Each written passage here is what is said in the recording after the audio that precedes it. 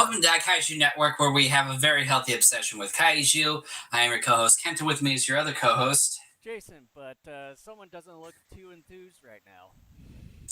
So, for those of you who are listening to the audio version of this, I opened up our podcast here just a few moments ago with both palms over my face. And for those of you who have listened to our previous episode talking about the first half of the Ultraseven TV series, will know why I would have my palms over my face. We are here to cover the 14 episodes after that point. In fact, when we concluded that episode, I had covered one or two more episodes than Jason had at that point because I had miscounted. I thought this series ran 54 episodes instead of 49, so I ran like one or two episodes longer than Jason did. So here we are, we're covering the next 14 episodes after the midway point. We have decided that we will conclude our coverage of Ultraseven on April 23rd next month. Right. So I'm just going to come right out and say it. This is a series that I think was very surprising to us in terms of how,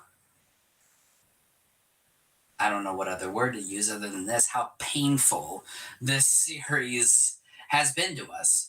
Jason has said it's been about a decade for him since he saw this series. For me, it's been closer to about 7. And we both realized as we started going through this series initially, and we talked about this in our previous discussion here about a month ago, that our memories were a bit distorted as far as what we thought the series was. I can't speak for Jason, but at least speaking for myself, I take no pleasure in being overly critical about something like this. I don't. And I had talked about that in the last episode. I am seeing it now for this. I may even say the same next month when we conclude this series. We'll see.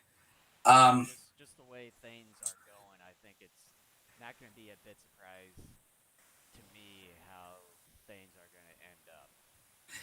And so my sort of heads up thing to everybody, if you are a fan of this series, okay, and maybe you missed us the first time around and you're just listening to us now, most of what we're going to say is going to be very critical of the series. It may be the same next month. We'll find out. Definitely last month it was very critical. Yeah, if you haven't watched that, I probably would at least suggest watching that beforehand. And the thing is, if you love this series, I would just simply recommend that you skip this whole coverage that we're doing. But here's the thing, and I'm going to take a moment to pat our podcast on the back. And I know that sounds very narcissistic and all that, but we're not being paid by anyone. We do this out of just sheer love for this genre. One of the things that I pride our podcast in is that I have found ourselves to be, in my opinion, more honest about certain things. That's not to say that other podcasts are dishonest about other things, but I have found that more podcasts that cover the Kaiju Tokusatsu genre tend to play the line. Right. For fandom, meaning that they will like what the general fandom likes and dislike what the general fandom dislikes. And I have found very few instances in which most other Kaiju Tokusatsu related podcasts deviate from that. Mm-hmm. And we have always been a podcast that sort of, when appropriate, deviated from that. For example, we have been a podcast that has more times than not praised the 98 Godzilla film. Okay. We have been a podcast that really disliked the Shin Godzilla movie. And we're not doing that to be contrarian. We're not. That's totally what we think about said films, said properties. And like I said, we don't get a dime from this. You guys don't get any advertisements. You guys get... There's nothing on here that would suggest that we get paid for this. We don't. We do this of our own volition. And because just... we like this stuff. Yeah, we mainly have done it for fun ever since we started doing this podcast back in 2010. Spend money to put this out. We're losing money over this, actually. We're getting nothing back from this. Mm-hmm. Okay? So, one of the things that gets me a lot of times in fandom is when the fandom at large tends to side with a majority, either because certain individuals that are very prominent within said fandom think a certain way, or a majority of people within the fandom think a certain way. Therefore, said people that may be on the fence end up thinking like the majority. I'm going to come out here and say, look, that's not who we are. And when it comes to Ultraseven in particular, and again, if you listen to our previous podcast on covering the first half of the series, you will pretty much know what's coming next. But for those that do not, after covering another 14 episodes, I have come to the conclusion that this series is unsalvageable. Mm-hmm. That is not to say every episode is terrible, because that's not true. And in fact, here in a little while, when we start kind of going through some of the episodes, you will hear both of us give some compliments and some good reviews on certain episodes. But one of the things that I have found most baffling about Ultraseven is that I find Ultraseven unique. There are so many different ways I could approach this, because I find this to be a very unique example of sort of something that is not only loved, but so bafflingly worse than what it should be. And probably sort of mismanaged a little bit as far as some of the scripts. But I know when we talked about it a month ago that one of the big pieces as to why the last series was so successful, the original Ultraman, was that Tsuburaya himself was basically involved with the story and the scripts and everything of that sort. And I think he was teamed up. I forget the name, who's mainly doing the whole story setup for this series, whereas Tsuburaya was non-existent or didn't even touch the whole story. And I think this is right around the time before he passed away. If I remember correctly, because I brought out my August Rigoni book. Yeah, that's right. Biography on Tsuburaya, and I think we found out just as we were getting ready to end that last episode that actually Tsuburaya had more of a hand in it than we thought he had. Here's the thing about Ultraseven. As someone who watches a lot of TV shows, especially with his wife, this is something that we do an awful lot in our free time. Most nights when the kids are in bed, we find some sort of TV series that we want to spend time with. And typically when you start a new TV series, it's pretty rough around the edges for the first handful of episodes, because even then they're still on some level trying to figure out what they are, what they represent, what they want to be. And then after the first, pick your number, anywhere from the first 4 to 5, 6, 7 episodes, they begin to find their footing. And then the typical formula for what that series is about continues all the way until it concludes. One of the numerous problems with Ultraseven is that it still refuses to figure out what it is. Mm-hmm. Or it has decided that, but chose the wrong path, and as a result, the writing and everything else around it, minus the effects, suffer as a result. Mm-hmm. And this has always been a problem, I think, for Ultraseven. This is a series to me, and I've concluded this because at this point, since we're covering now up through episode 39, we are like 2/3 of the way through the series. Mm-hmm. I have begun to realize that I truly believe they attempted to target both the adult and child demographics.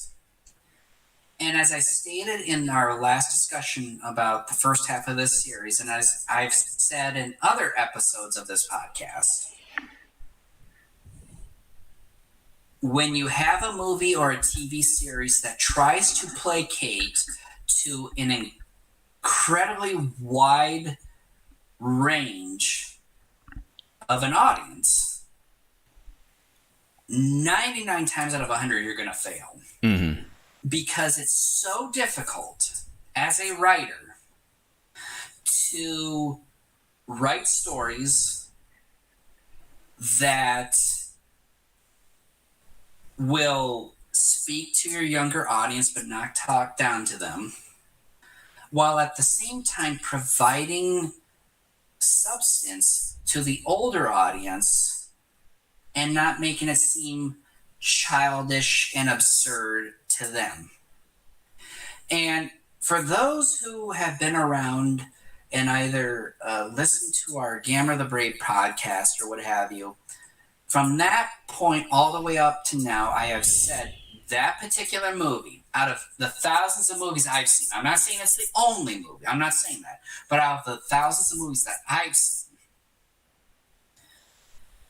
that film has been the only piece of film media, meaning movies and television series, that I have found that exceptionally succeeded at straddling that horse that is making sure you are entertaining your younger audience by not talking down to them as well, while at the same time providing entertainment and substance for your older audience at the same time.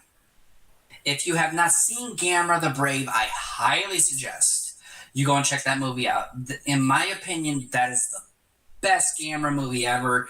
It is one, if not the best movie I have seen so far, that has been able to straddle that horse that tries to satisfy both the younger and the older audiences. This series fails more times than not because it tries to straddle that horse. Mm-hmm. And not only that, not only because of what it's attempting to do in terms of the audience it's trying to reach, the other problem with this series is the fact that it tries to, and this sort of ties in with writing as well, this kind of weaves into that a little bit, it tries to be a little bit more dramatic than what it actually should be. There have been a number of episodes, and one of the episodes, I don't remember the exact name, but it was one that we had covered last month in our first half coverage, where the actor who plays Dan Moroboshi, Ultraseven takes his image to disguise himself in human flesh. That particular character ends up being trapped in a mine, and the easiest solution to that would have been for Moroboshi to turn into Ultraseven and to burrow his way in to rescue the guy. Okay? But the problem with that episode is that it avoids that for whatever reason. And I think the reason why it tries to do that is to try to be more dramatic than what it actually should be, because the solution to the problem is already there. And as a result, that particular episode, I think, tries to placate more to an adult audience by saying, oh my gosh, this guy is trapped in a mind. What's going to happen? But you forget that, hey, this guy can turn into a superhero. He could dig himself in there, take the guy out within no time. And the problem, as it ties into what I was saying a moment ago with the writing is meandering. It's very tedious as well. And I know that when we were talking about that specific episode, that it should have been more or less the very first episode there, because we didn't even, because as far as watching this entire series so far from the beginning, it looked, it sort of felt like, oh, he's maybe, some sort of regular humanoid that didn't take on any form, that sort of thing, until that, when we get to that specific episode, that he did take on the image of this particular person that gets trapped in that mine there. And this is the first time when we hear about this whole situation. When it gets close to the middle of the entire series itself, it just felt like things had been kind of scrambled around there, and it's just also a good example that there's some sort of mismanagement on certain things. I don't know if they wanted to do it this way, but just in my opinion, I'm not sure about Kent's. I'm probably guessing he could be agreeing to what I'm saying on this, is that they should have done that episode as the very first episode, and just kind of get things set up that way. Whereas in the actual first one, it just, like, he just comes out of the middle of nowhere thinking,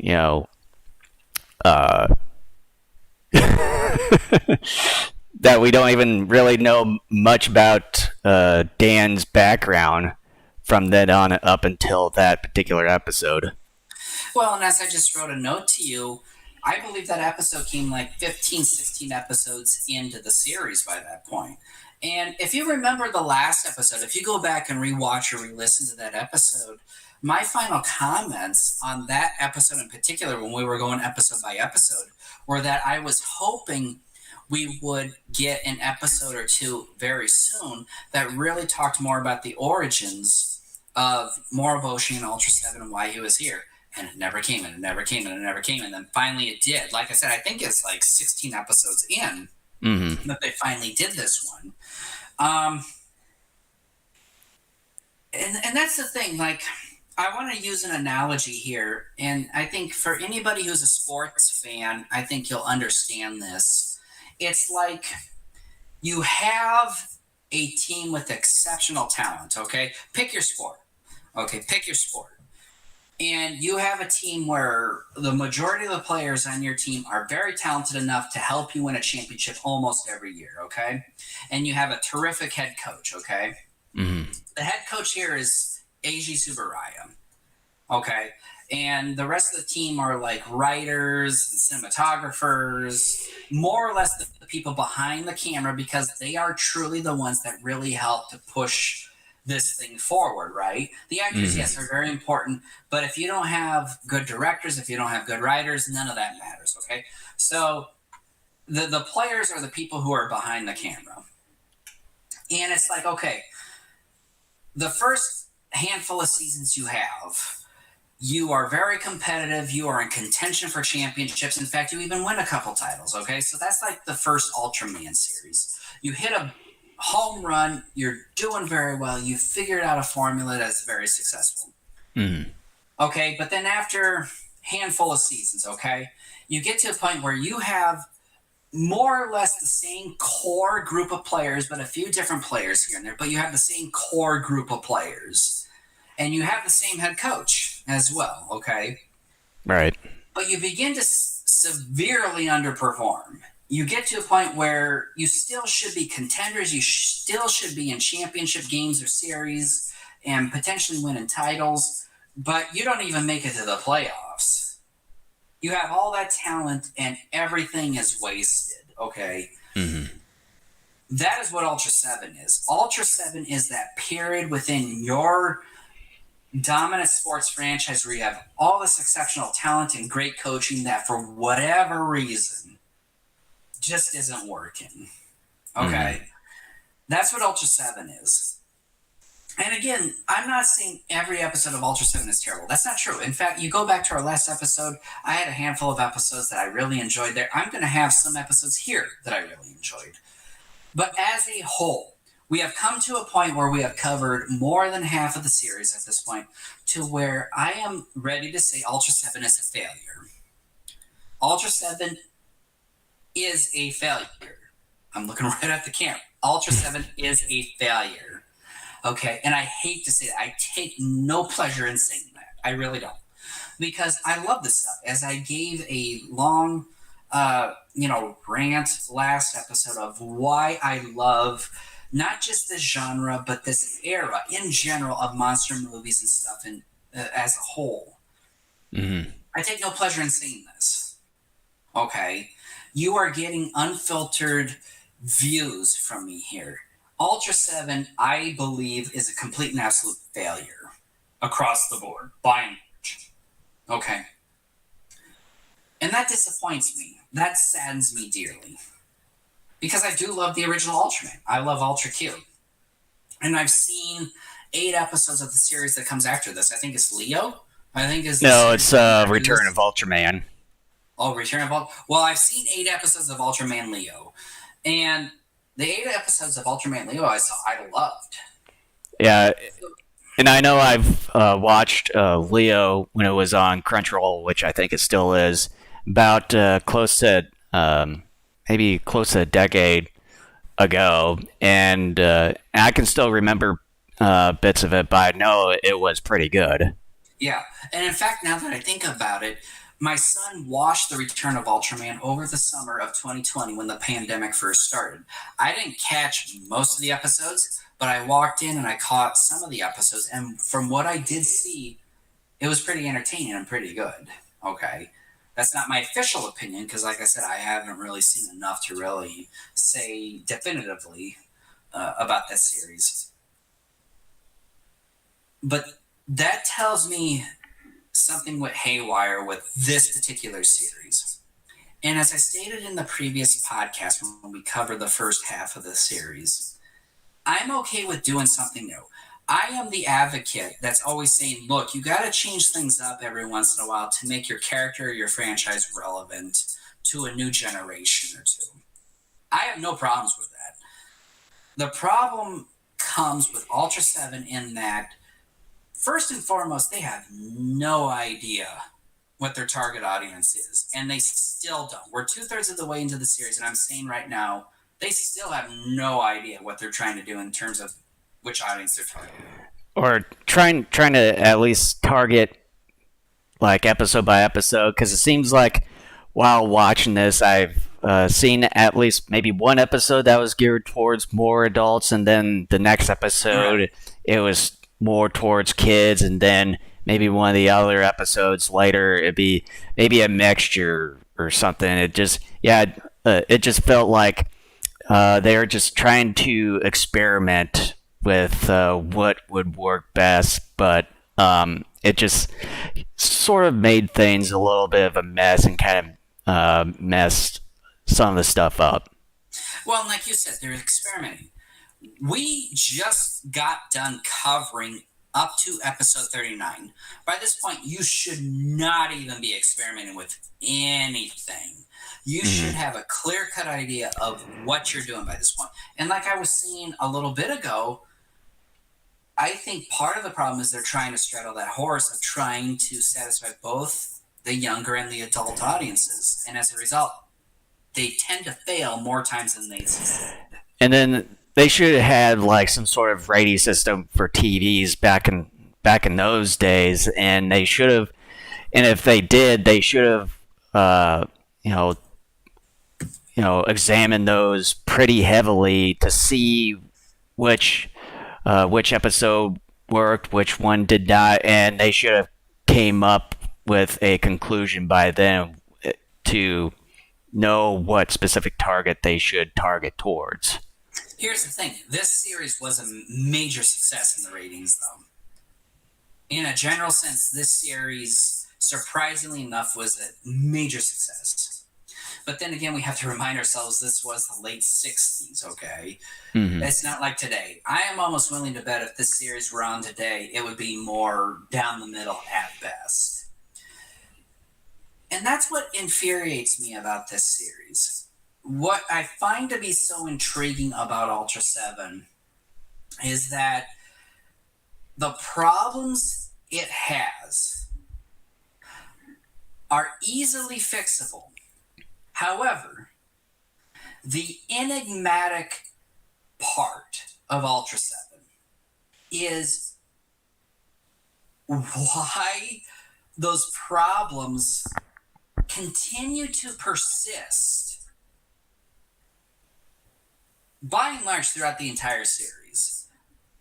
Like I said, most TV shows, when they're new, tend to have a rough period because they're just trying to figure themselves out.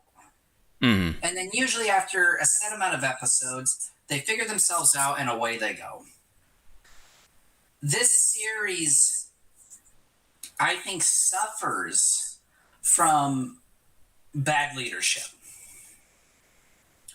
And I know a lot of people out there listening to this who just heard what I just said are saying to themselves, oh my gosh, you just criticize not just the writers of Ultraseven, but you also criticize Eiji Tsuburaya. Yeah, so what? Here's the thing. Name your favorite director, author, musician, band, artist, whomever, okay? Is every single piece of work he, she, or they do, is it always a success in your eyes? Do they occasionally have some setbacks? I'm a Stephen King fan. I like, by and large, most of his books. Here's the thing, though.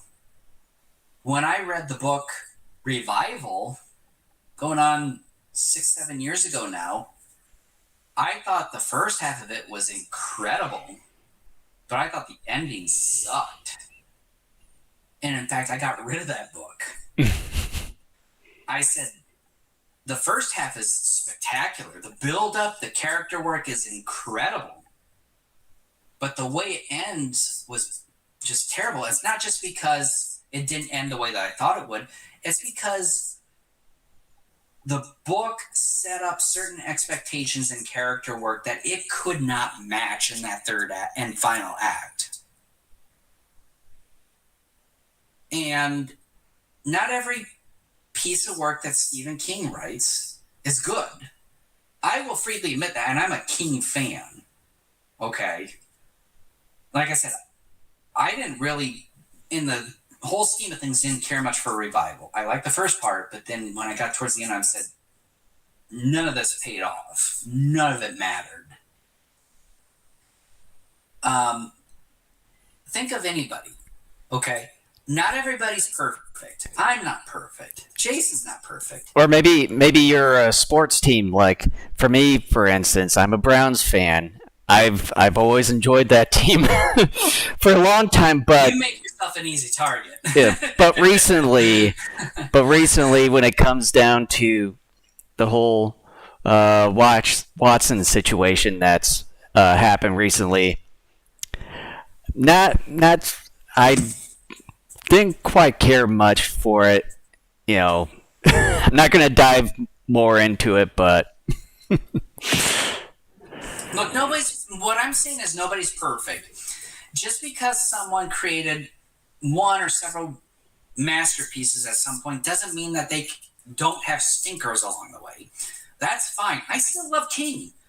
If Stephen King were with me here right now, I'd be like, look, dude, like Revival really wasn't like you had good character work, you had a good setup in the first half of your Revival book, but you didn't really pay it off that well in the final act, and here's why. I still love King. Okay? I love Eiji Tsuburaya. I think Eiji Tsuburaya has done fantastical work for the genre. But when it comes specifically to Ultraseven, other than the effects, because like I puberty, other than the effects work, which I have stated before, I think the effects work is a significant improvement from Ultraman. The writing is bad. As you and I talked about in the previous episode, and this continues into the 14 episodes we're going to discuss here. We will get to those, I promise.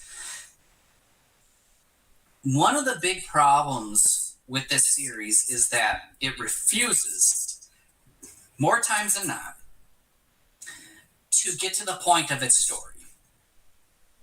It likes to meander, it likes to putz around. Like that cave episode we were talking about, where the inspiration for Dan Moriboshi was trapped in a cave, and we're sitting here going, the solution is simple. Turn into Ultraseven, get the guy out. Mm-hmm. But instead, they chose to meander and try to build drama in a story that didn't really need it. Okay? Because the problem was so much smaller than the solution. Right. And as I stated before, I would be okay if they decided to go ahead and to do multiple parts for a story. For example, anyone who is familiar with the original 1966 Batman series will know that, especially through the first 2 seasons, each storyline had 2 parts to it. Okay? You had your first part that introduced your villains and their heist and whatever scheme they were running. Batman and Robin would kind of come in, kind of sort of succeed on a small level, but then end up getting trapped by the villain, and then it would be the same, come back next week, same bad time, same bad channel, and then it would end. The second part was about them escaping in very goofy, cartoonish ways, but a lot of fun. From said trap that the villain set up, and then they would go about trying to find the villain, and then they would ultimately succeed, right? Mm-hmm. This series, we are 39 episodes into it. There have only been, I think, 2, if not 3 storylines that have been multi-parts. I think probably 2, but I know at the very end of chapter 39 was the beginning of part 1 of 2. So we're looking at 3 at least so far.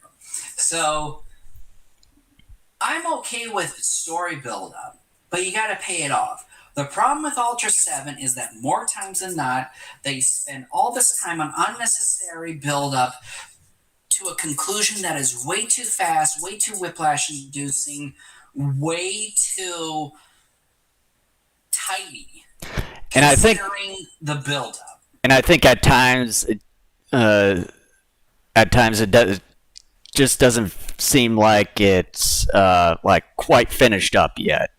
No, and look, I mean, I could go on for hours on this. There are so many problems with this series, and I'm trying to do the best I can to wrap it up in as small of a package as possible.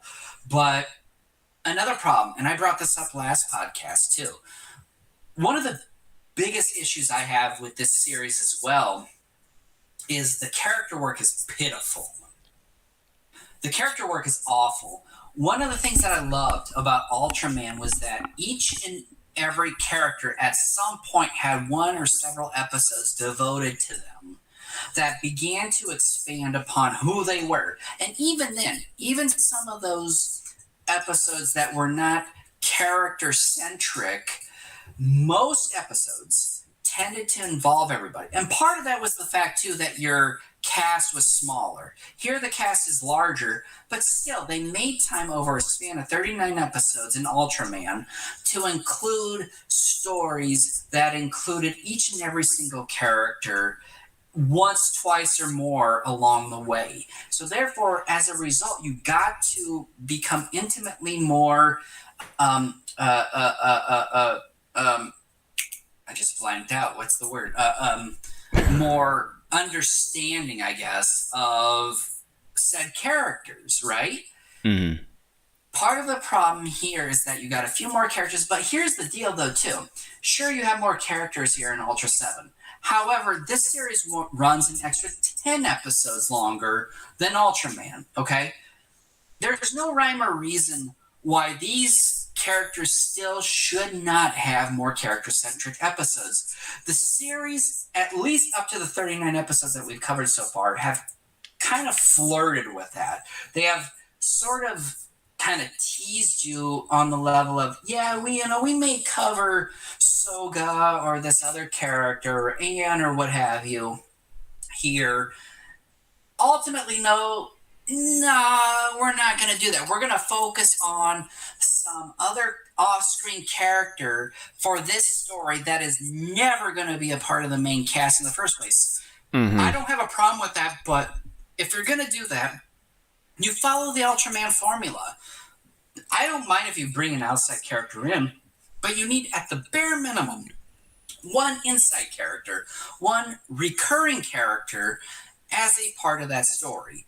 And other than Dan Moriboshi, this series does not follow through on that.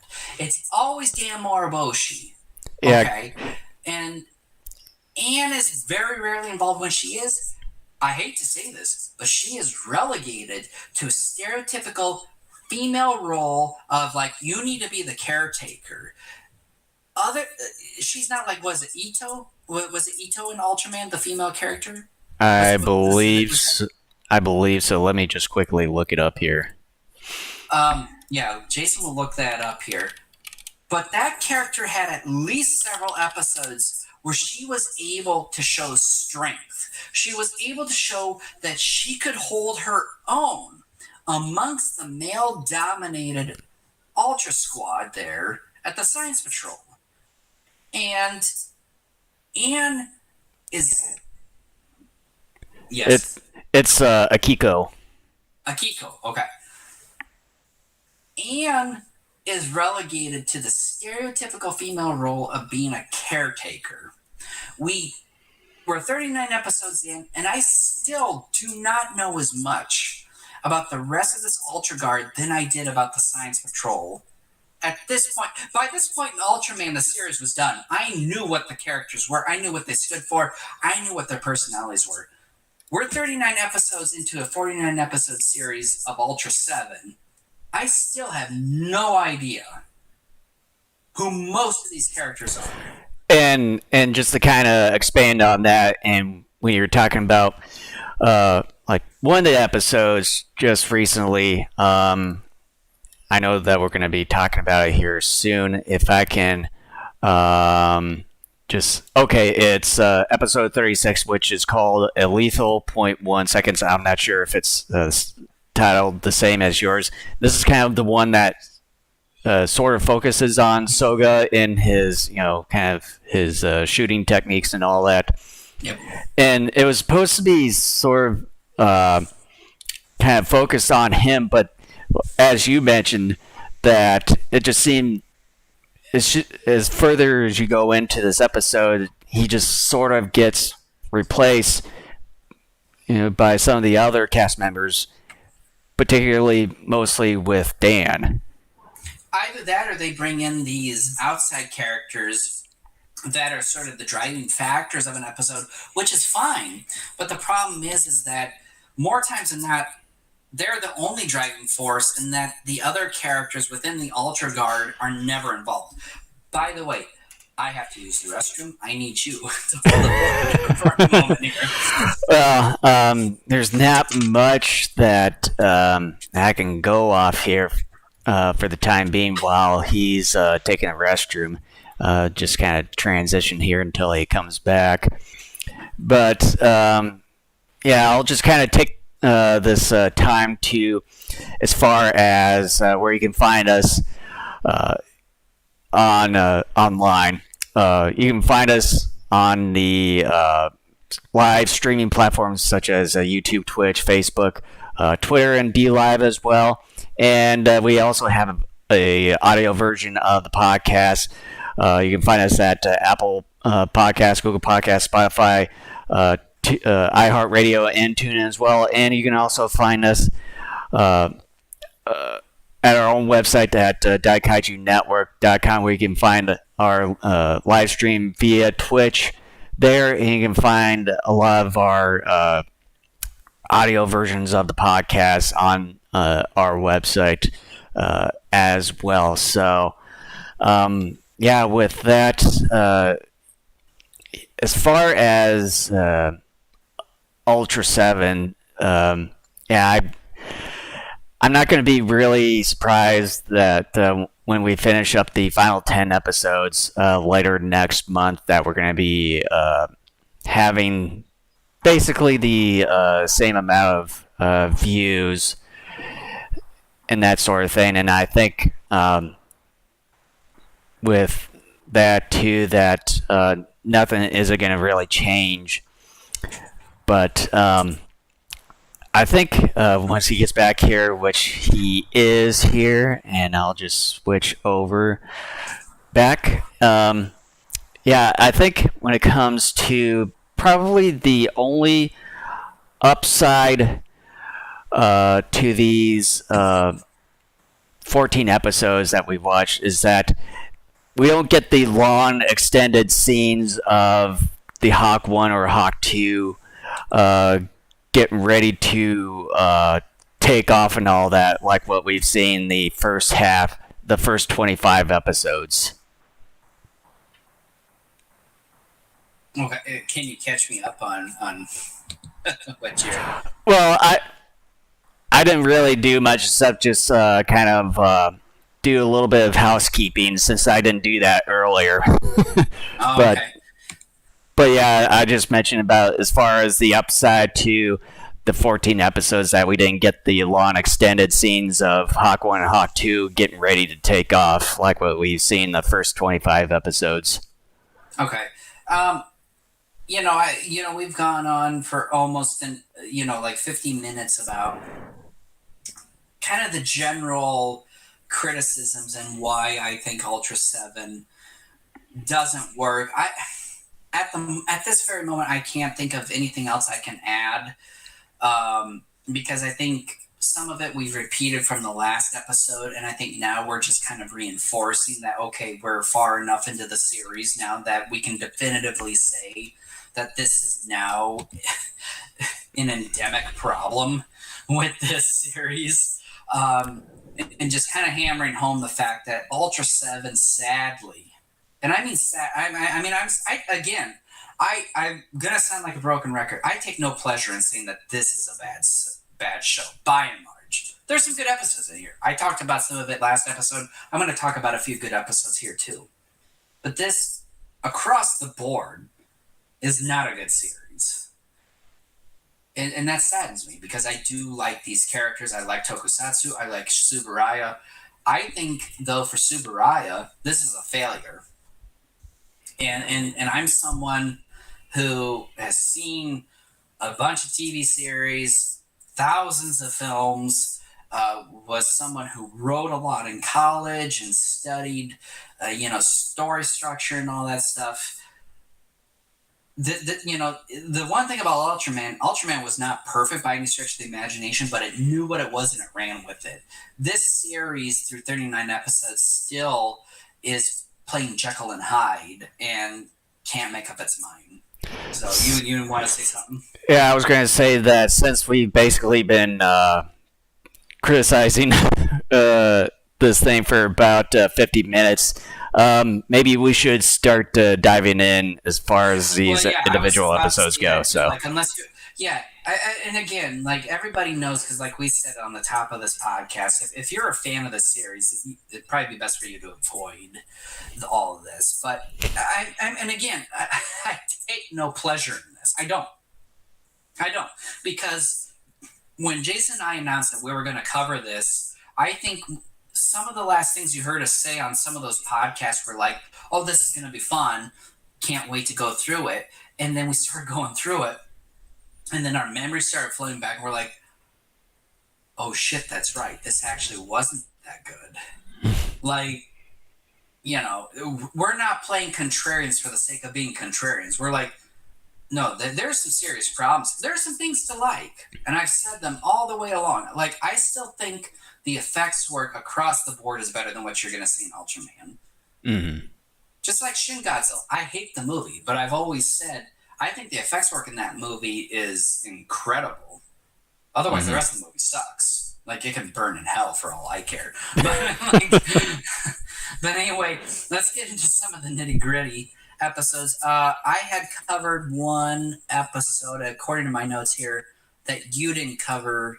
So, Jason, just kind of your general thoughts on was episode 26, I believe it is.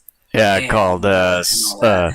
called Super Weapon R1, according to my notes. And yeah, when it comes to this one, where TDF, or Terrestrial Defense Force, builds a planetary attack weapon called R1, and then of course there's R2, and I think they were gonna make an R3. But as far when it comes to the progression of the story, they tested R1 on a planet which supposed to have no life forms on it. However, it did, and then came Starben. Was it Gairan? Attacks some place like out of nowhere where there was no life, and they bombed it. Went to pieces, but then came back together, and then had damn Moriboshi turn into Ultraseven and defeat was it Starbem Gairan. When it came to this one, it just felt like when the scientists say that there was no life form, I mean, with the technology back then, but I don't know as far as the Toho science that we sort of call it or dub it. They should have had Tsuburaya science, whichever. They probably should have had. They probably had, maybe according to this series, that they should have far superior type of technology to detect if there was life on the supposed planet that didn't have life on it. But someone, screwed up, and there was life. And I don't know what they used. I mean, they should have gotten something better. Who knows? And then also, that's the tagline for the whole series. They should have gotten something better. That's the whole tagline for Ultraseven. Something better. And then to just, the whole kind of theme for this episode is, as far as if you're using weapons, as destructive as R1 that can destroy a planet, you should make sure that there's life on it before testing things. And it's kind of also reminiscent to, the whole atomic bomb sort of thing that happened a couple decades beforehand, but it just felt like they just didn't learn their lessons from that whole thing when trying to test these planetary destructive weapons, and it just kind of made things like sort of arrogance sort of thing, or ignorance. And yeah, it's, I don't know, I just sort of gave this one, I originally had this as a 4 out of 10, but then now thinking about this a little bit more, maybe more or less 3. So. What? I don't get it. That's okay. You don't have to get it. All right. So we're going to continue on with Operation Cyborg. I'm just going to give my overall thoughts and then sort of a letter grade that I had assigned to each episode, which is something I am continuing from the last time we covered the first half of the series. Operation Cyborg, Overall, a slightly interesting story that suffers again due to ponderous storytelling that can't move at a more reasonable pace. The final confrontation is mildly interesting, but again, the alien is dispatched via decapitation. Hey, aliens, have some neck protection and you'll be fine. Grade, I give it a D. So what was your grade for episode 26? I don't know. I'd have to bring up my old notes because that was something I had covered the last episode because, like I said, I had miscounted. But yeah, for my grade, as far as this episode 27 goes, I think it was a bit decent for me. So I was kind of in the middle of the road on this 5 out of 10. Damn you. All right. The 700-kilometer run. Or sprint 700 kilometer. I forgot. We're going to have this again. This is the tank dinosaur, and holy smokes, it's so stupid, but I love it. No, seriously, this is so stupid that it's fun. I know. When I saw that, I was like, Kent's probably going to make fun of this one here. Well, it's one of those that's so stupid that you can't help but to love it. I've got some points on it, but again, because we've already been at this for almost an hour, I'm just going to give final thoughts and a grade. By and large, it was a pretty boring episode until Tank Dinosaur showed up. The final battle is quite fun. Just for having Tank Dinosaur in a decent final battle, I'll give this episode a grade that's actually a bit better than it deserves. A grade B, otherwise I'd most likely receive something along the lines of a D. Tank Dinosaur upped it from a D to a B. Yeah, for me, the whole racing aspect, just to trying to transport this highly explosive liquid called Spiner, and just watching this episode, it's for some reason it just didn't make sense. It was just sort of out of place, particularly when it comes to this dino tank. Towards the end of it, I don't know. It felt like it was just a mess. This episode is the absolute epitome of what this stupid series is about, in that it doesn't know and it doesn't care in the worst way. And it's like, hey, let's just slap a damn dinosaur on top of a tank and we'll call it good. And I'm like, holy shit, that is entertaining. But at the same time, considering what you've done before and what you will continue to do is complete and absolute bullshit. I have no idea what you're trying to do. And as a result, you are fucking infuriating me. And this episode is a trigger episode for me. Okay. It's just like, well, why don't you become something like Ultraman, where you are just goofy as all hell, and you just stick with that. Instead, you're just like, no, let's create drama. Let's do something for adults here. And instead, and that's the solution to this whole thing.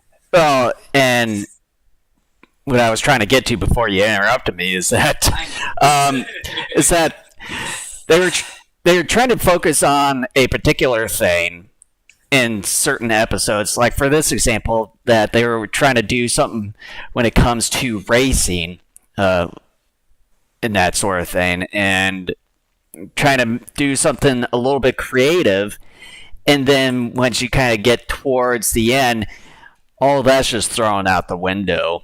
And it's just that theme is basically not used again, and instead it's just you just bring in some sort of random thing with Dino Tank. You have just said two very important things over the two episodes we've talked about here that I think perfectly summarize this entire series. One is it threw it out the window, and another thing is that it deserves something better. And look, on a small level, I'm being funny about this, but overall, those words exactly describe this series. It throws it out the window, and it deserves something better. And like, That's something you need to put on this video. That's something that you need to put like on every tagline, on every graphic, on our website, or wherever this stuff goes for Ultraseven. Is that it deserves something better, and it threw it out the window. I mean, that's the perfect encapsulation of this whole stupid series. It just, and I know we've talked about it ad nauseum already, but as we get into these episodes, it just begins to remind me more in specifics of why this series just is so infuriating. It just... So, with that, as far as my rating on this one, I probably would have gave it a lower rating, but since with this whole dino tank thing is just thrown in there and just sort of looks cool in a ways, I'll at least give it a 4 out of 10. That's not even a C grade. All right, the next episode, The Forsaken Earthman. Or the Earthling all alone. I keep forgetting. Shit. Who really cares anymore at this point? Despite some head-scratching moments, the episode is decently entertaining. We get to Seven fighting the protein alien early in the episode, and the protein design is really unique. The fight is okay, but the battle ends in a very anticlimactic and swift conclusion. It's decent, better than most recently. I gave it a C+. Yeah, this... And I don't know why my notes here that now that I'm seeing it, why it calls Soga soda, but autocorrect. Yeah, this is one where you have Soga meeting up his fiance at this university, and you had this professor who's basically a spy for this alien, and it's just a really sort of a weird episode, but at the same time it's a pretty decent one. Yeah, like what Ken says, it's pretty anticlimactic towards the end. With this one, I'll give it a 5 out of 10. All right, here. So the next episode, Whom Takes the Glory? Or Glory for Whom? Oh, for Pete's sake. Really? That's the change? Oh my gosh. All right. A haphazard, incomplete story with terrible characterization, no motives by either Aoki or the alien invaders. A pretty paltry entry to the series, which is like much of what we've seen so far. I gave it an F. For this one, Aoki was a bit annoying, just trying to take, try to do better over Dan Moriboshi and all that. And it doesn't really say why Aoki was more or less jealous or something towards Dan, and does puts a signal on Magma Rider to exactly to be stolen by the other side, and yeah, although some of the story is pretty good but not good, as far about it there. but overall, I'd probably give it a better rating than Kent. I would say 6 out of 10. Oh, so that's like roughly a C+. Okay. The next episode, The Devil Who Dwells in a Flower.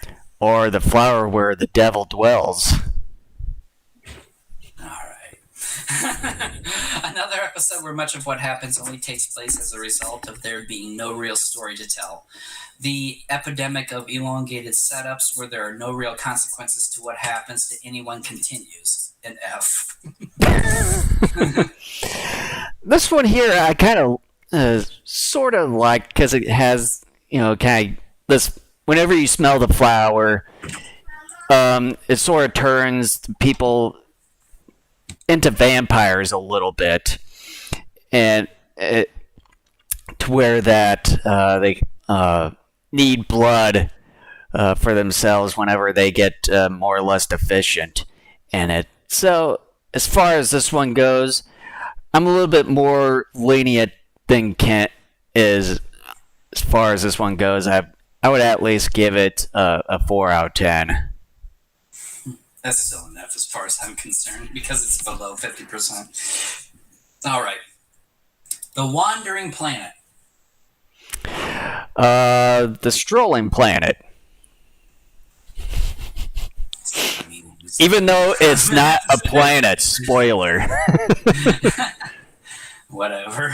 Another episode that suffers from incomplete writing. The sin this episode commits is the sin of not exploring interesting ideas further and using exposition to tell the audience what is happening, even if the characters delivering the exposition are only bringing it up as a possible theory as to what's going on. The Kaiju battle is fun and sort of makes up for another irritating episode that simply will not let its audience to the fun aspects as it proposes to bring. I gave it a D+.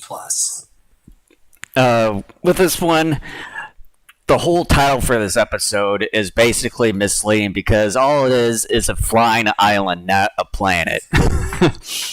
and another reason why this series is so problematic. And the other thing that's a downer too is that you don't have any of the other maybe aliens or something of that. It's an unmanned flying island, and the only thing that you get out of this is the kaiju towards the end of it, and it's just basically it's just a letdowner. So for me, a 3 out of 10. Well, that may even be lower than the grade I gave it. All right, here, the Dead Invaders, or the Invading Dead. Oh, for God's sakes. Like, you just switch a couple of words around. Holy crap. Much of this episode was very enjoyable and suspenseful. The accompanying music was a delight as well. However, like so many episodes, too much time is spent building up to a climax that never really pays off. For the umpteenth time in this series, we really don't get to see the alien invaders, nor do we get more of their motives. Sure, world domination is the most likely scenario, but to not have the aliens at the very least talk to the heroes is very plain and not so great. The final battle in space was too dark, and I found it difficult to figure out just exactly what was going on half the time. A decent episode, but sadly it still lacks quite a bit. C-. This one is pretty good with kind of bringing in the whole zombie aspect, although I'm not really much of a fan of zombie shows or movies of that. I've only seen up to, the second Resident Evil movie from back in the early 2000s. Really? And all that, so. But when it comes to this one, it's alright for what it is. When it comes to, like, these, the Showa era type of shows or movies, when they sort of involve zombies and all that, they're pretty good in my perspective. So with this one, it's pretty good, but then mixing in with aliens and stuff, trying to control them, it's alright, but we don't see the invaders and all that. I mean, what's the point of it? But when it comes overall, it's a pretty decent one, so I'm more in the middle of this one, so 5 out of 10.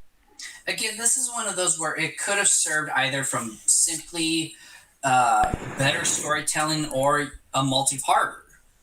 And again, one of the most confounding things about the series is that they're easy fixes, but why they didn't go with those easy fixes is the most baffling thing of all. By the way, The rest of the Resident Evil series is pretty. Part 3 is a slight boring letdown. The ending is great. But the rest of the movie, meh. But the rest of the series is a lot of fun. Think of it as like a mutation type of series. It's pretty fun. All right, The Vanishing City. Same. Okay. First, you owe me a series. The series has had some confusing, if not downright bad, themes attached to it. One of those themes that stands out most to me is the being wary of your neighbors. But this episode seems to highlight one of the bigger problems with this series, and what I had occasionally seen with Ultraman, which was xenophobia. This show has it more in spades, considering it alien-centric in where the villains come from. It's not always as present in other episodes, but it's always there. Here, the humans are actually in the wrong when they do trespass onto the alien land. Sure, again, some arguments could be made about that, as well as the aliens taking people as hostages. But I've seen other sci-fi movies and shows where humans end up on an alien planet and do something similar, and we're always portrayed in the right in those instances. It's hypocritical, to say the least. Nevertheless, this episode, despite its bad theme, is fairly entertaining. The miniature work is some of the best so far, and I enjoy the kaiju. Its cry reminds me of Gilala. It's a decent episode despite a terrible theme. I gave it a C. This one was okay. The fight between the Kaiju and Ultraseven, it was a bit odd in a way for me. But yeah, the miniatures and stuff were pretty good. The story of it is meh, to say the least. I originally gave this a 4 out of 10, but then now thinking about this a little bit more, I probably would at least give it, I would say a 6 out of 10. A little bit higher than I gave it. All right, Horror on the Moon. Or Lunar Horror. Oh, wait, you said it. Your laugh there. Because I know that you were thinking that way. I wasn't until you actually said it. All right. A mildly amusing episode that doesn't fully pay off in the end. I found some elements of the story, including its pacing, to be a bit confusing and difficult to follow for some reason. The final kaiju battle has to be one of the longer ones, and that's something I can appreciate, considering I have found that area to be of significant lacking during the whole series up to this point. The episode is not as interesting as it should be, but it's not the worst episode either. I gave it a C+. This one, yeah, it's a pretty good one. We're just kind of where you have this alien that's wanting revenge and all that, and basically copies one of the people, just sort of like Ultraseven, but more in a sinister sort of plot in order to get revenge on Kurata and the captain himself from 3 years ago of what happened here. And yeah, it's a pretty good one. More human-centric in a way, as far as the story goes. I would say for this one a 5 out of 10. Okay. The 0.1 second kill. My final thoughts on this one are a bit longer than most, so bear with me here. An episode that is more reminiscent of a James Bond movie than a science fiction show. It's mildly entertaining, but gets in its own way trying to be entertaining to an older audience by referencing Bond movies fairly heavily. On that front, it's fine, but we're here for science fiction fare. There is a unique twist on the Bond story by making the Pegasus alien to be one pushing the levers of control, obviously. It's sort of a fun twist at that. But the episode still suffers from a lack of the Pegasus itself and getting more directly involved with its plan. What's even more baffling is the idea of an artificial sun. Why is it something that needs to be created? The actual sun is just fine and looking to last another few billion years at least before imploding. So the possible idea of using it to replace the sun isn't a reasonable idea. We're never told why this is a project that needs to move forward, and it falls in line with the frustrating storytelling I've been talking about throughout the series. This would be something I could go along with if the series was more willing to be a goofy kids show like Ultraman, or provided even a slightly reasonable explanation. But it doesn't do either one, and I'm left unfortunately needing to be more critical of the series than I would like. It's an okay episode, but still suffers some of the major ongoing effects of what's hurt this show from the very beginning. I gave it a D. Yeah, and this is the one that I mentioned about earlier. And it's for mine. It's called A Lethal 0.1 Seconds. And this is where it's supposed to mainly focus on Soga, but then just kind of veers off from his whole story line as you go further in to watching this episode. And yeah, it has that James Bond vibe to it, with obviously, of course, science fiction and mixed in with it. Yeah, it's not really a good one as you go further into watching the episode. So with that, I'm going to give this one a 3 out of 10.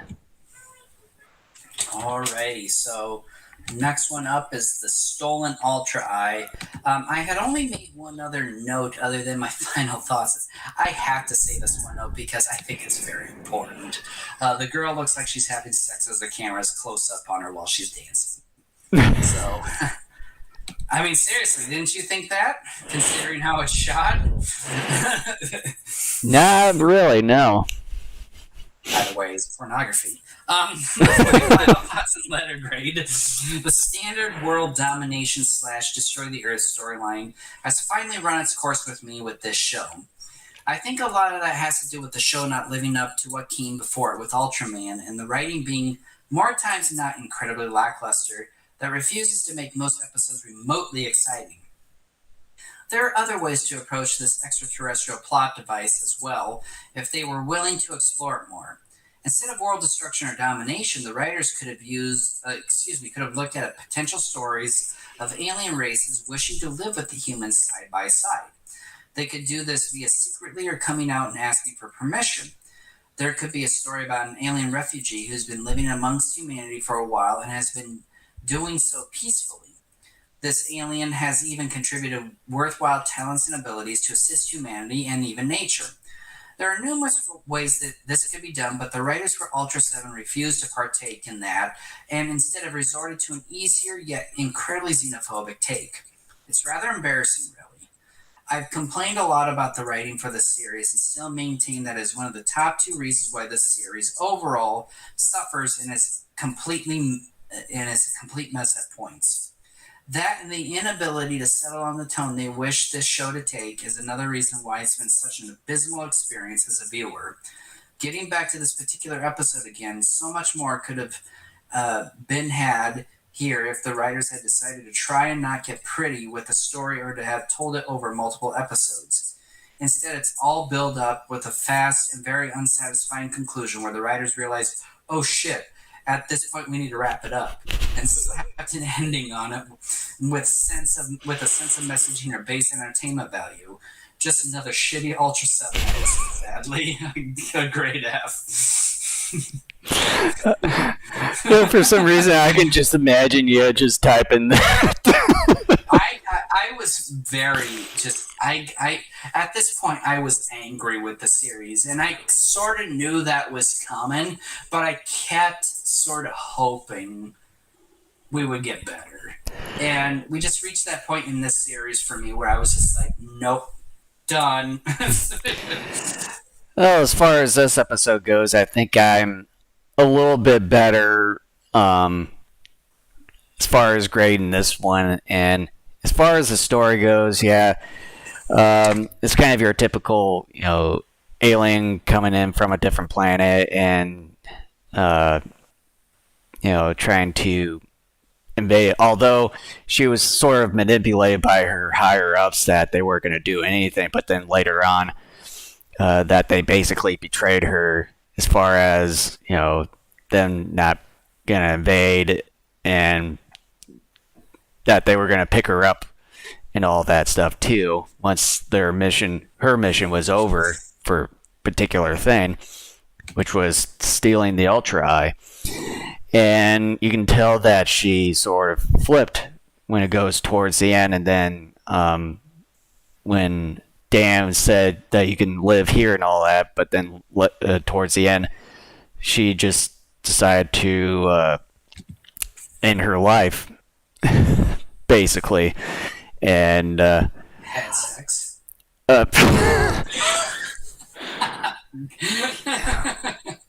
What's with you right now? But she did look like she was having sex when she was on the dance floor. But this one, I think it was pretty decent as far as the story goes. So I'm going to be a little bit more lenient on this one, and so I'm giving this one a 6 out of 10. You disappoint me. You disappoint me with all of your shit. I make it funny. The courageous battle. Same. Motherfucker.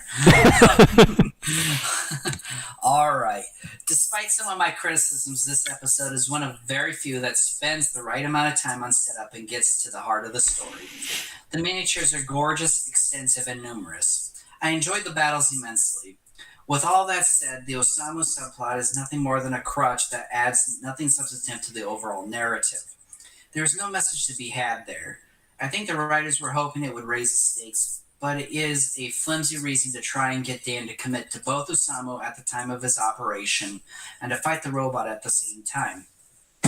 It fails in this regard. If there was a stronger message with the Osamu story, then it would have paid off. But as it stands, it's nothing more than unnecessary filler. With that said, this is without question one of the strongest, if not the strongest episode of the second half thus far, and one of the better ones overall. I give it an A-. Wow, that's a little bit higher than I expected of that one. I'm just giving a spoiler alert here. I knew this coming in, and I'm just going to say now because we're close to the end of covering this slate of episodes. The final couple episodes here got strong ratings from me. Yeah, this one was pretty good in its own right, and I like how they the Terrestrial Defense Force set up traps for the robot or for this whole alien race that's using this giant robot to collect cars. They didn't exactly say why for that particular reason. That's the only sort of argument that I have on this one. Is that what's the real reason why they're collecting all these cars? That should have probably been one of the main things. As far as this story goes, I can see the whole Osamu and the heart surgery sort of thing being a bit unnecessary. There, I mean, they probably could have done something a little bit better. There you go. But overall, yeah, it's a pretty decent one. So I'm going to give this one a 7 out of 10. All right, and the final one we're covering in this slate, the 7 Assassination Plan Part 1. Another episode where the setup is brief and we get right to the story. The Guts, talk about an interesting name, aliens, are amazingly fun as they look like oversized turkeys. Their name is even a lot of fun. I enjoyed the Guts plan and coming after Ultraseven the way they do, and we get quite a bit of action here. There isn't much to say here other than it's a fun episode that has me anticipating its finale. These last 2 episodes are what the writers of the series should have been doing all along. Although I could have done without the Christ imagery of Ultraseven, it's a fun episode, and I give it an A-. Yeah, I'm kind of in agreement with what Kent said. They're trying to come with the alien guts trying to come up with a plan to defeat Ultraseven, which, I mean, it's sort of easy to understand how to defeat him after a lot of the episodes from what we've seen up to this point. And I mean, with the other aliens, they sort of had something a bit similar as far as technology and disappearing, transporting from one place to another. I mean, that's sort of not surprising in a way, because we've seen other aliens do the same thing in previous episodes. And Ultraman eventually defeated them in the end without having two parts like this one does. So it's sort of basically rehashing some of the same things, but just kind of adding a little bit of story, trying to intrigue it. But overall, still the same thing from what we've seen before. So I'm going to give this one a 5 out of 10. All right, so do we want to go into final thoughts on this show up to this point? I think we sort of covered it before going over the 14 episodes, so. Okay, well, if you're not going to, I will, because I did write something up here. By and large, the series continues to have a lot of the same issues that plagued it during the first half. It attempts to have it both ways by trying to appeal to both adults and children. Such a task is rarely successful when attempted, and as we've stated constantly, the series isn't capable of succeeding in that area. As a result, many of the stories have suffered. The inability to see the error of their ways earlier and to go to a more Ultraman-esque type of storytelling has been excruciatingly frustrating, to say the least. With that said, ending our current segment of covering the Ultraseven series on a high note was very welcomed. These final 2 episodes are making me believe we could end the series on a high note, but I've been burned before by this series when I believe that it has turned a corner. I will believe it when I see it. Even if the series ends on some high notes, I believe it's still too late for Ultraseven. Sure, it'll help my overall impressions of the series a bit, but I've concluded that the series is for the most part a failure. At best, it'll improve to near failure if the final 10 episodes are nearly as good as these final 2 are in our current segment. There are way too many episodes that are poorly written and lack any focus as to who its audience is. I take no glee in saying this. As we started our first episode on covering Ultraseven, I stated that my initial memories of this series were that it was still a good series. When memories came back to me, I began to realize that was not the case, and going through this series more times than not has been brutal. I am disappointed in this series, considering this era is my favorite in both Tokusatsu and Kaiju Eiga. The fact, too, is this series comes on the heels of Ultraman, doesn't give it any excuse to be as bad as it is. I don't mind trying new things, but if something doesn't work out within the first few episodes, then you need to try something else to revert to what worked in a prior series when applicable. I would be more forgiving of the series if it was the first of the Ultra Superhero franchise, but it isn't. Ultraman by and large did nearly everything better. The only area where Ultraseven has succeeded more than Ultraman is the effects department. In conclusion, I can only hope the final 10 episodes are better in the hopes of trying to salvage some modicum of respect I typically have for this franchise. While I have my doubts considering to how things have progressed so far, I am still hoping for the best. So. Okay. I am not believing we're going to get any better, but I'm sort of that way too after, having 10 more episodes left. Yeah, I mean, we've covered, we've covered like 66% of the series thus far, and it just seems like you get a sprinkling of chocolate chips throughout this giant turd, and it just isn't. It's been disappointing. And again, for the umpteenth time, I don't take any satisfaction in saying that this is a bad series. And it's been very disappointing in almost every area. And I just... there, like you said before, Jason, there's a reason why you haven't gone back to have seen this again up until now, and there's a reason why I haven't seen it. And the funny thing is that both you and I had said our memories of this series were that it was better than what it actually is. But even then, on a subconscious level, we sort of, I guess, knew that it wasn't that good. And it took us to forcing ourselves, for the sake of completionist reasons, for this podcast to sit down and to watch it. With that being said, I'm glad we're doing it now and not like the very last thing we ever do on this podcast, because it would be a very shitty way to end the series. And I'd be like, no, we're not ending the podcast on this note.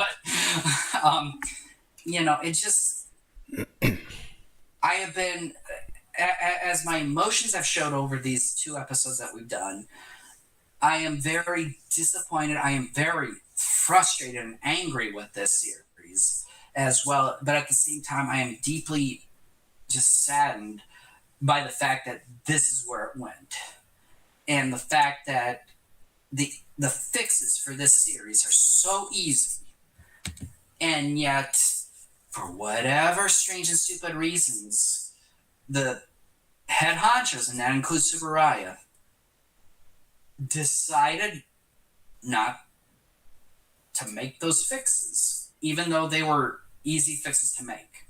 Mm-hmm. And one could argue, again, because it is Japanese TV and the Japanese Motion Picture Association and all that, and maybe it was the same for television, where, like, come on, you gotta like make stuff right now.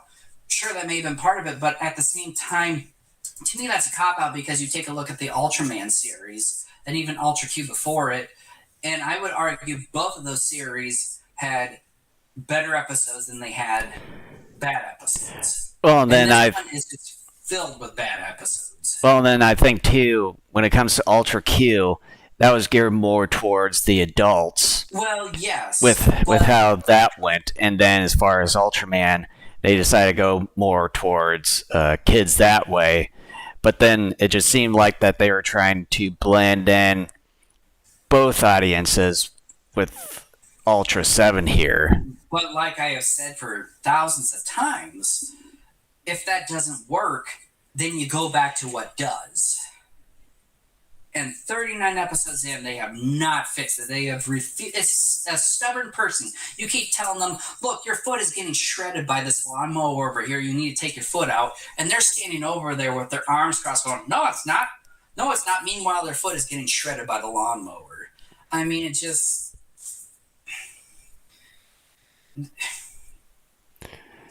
Again, I know this isn't a popular opinion, but that's one of the things I love about our podcast is that we will give you truly what we think of something. And I came, again, like I said earlier, we came into this series thinking this is going to be fun. We're going to enjoy this. And then we started, and then you and I came together before we even started recording the last episode, and we're like, oh dear God, like this was not what we had thought we were getting ourselves into.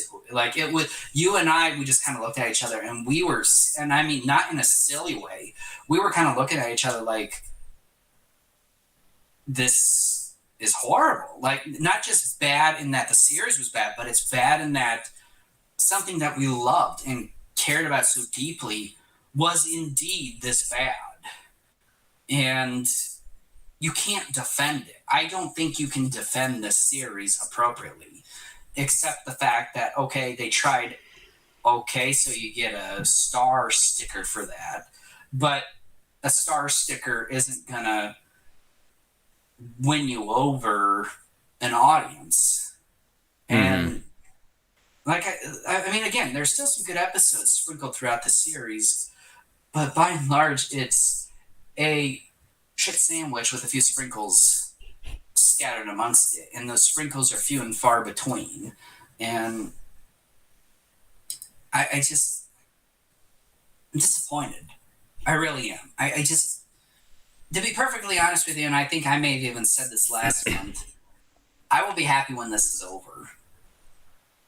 This has not been a fun experience. It hasn't. And well, and then the thing too is that I started watching these 14 episodes this past week with three a day, pretty much during the weekday, except for Tuesday because I was doing something more important.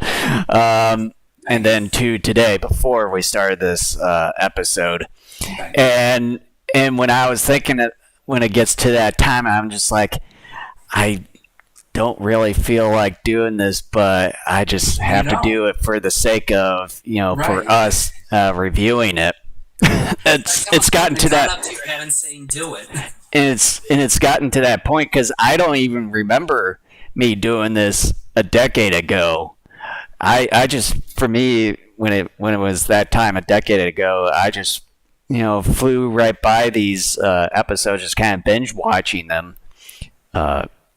When I got this set when it was the Shout Factory version, but yeah, now I'm just sort of more or less forcing myself to watching these episodes. We have to because that's what we decided to do for this particular segment series of our podcast. So, and when I say forcing myself, it's not like the kind of the good kind of force. It's more or less kind of begrudgingly being forced into doing it. I know. Well,